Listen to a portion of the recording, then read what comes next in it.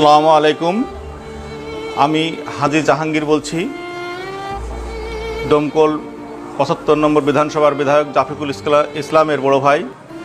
আমার ভাই বিধায়ক হওয়ার এবং তার আগে প্রথম কাউন্সিলর এবং চেয়ারম্যান হয়েছিলেন। এখন সে অ্যাডমিনিস্ট্রেটর পদে নিযুক্ত ছিলেন। তার জীবনে চলার পথে অনেক ভুলভ্রান্তি হয়ে থাকতে পারে এবং অনেকের সাথে হয়তো কটু কথা বলে অনেকে দুঃখ পেয়েছেন। সকল মানুষকে বলবো তাকে নিজ গুণে ক্ষমা করে দেন এবং তার পরকালে যেন শান্তি পায় তার জন্য দোয়া করবেন।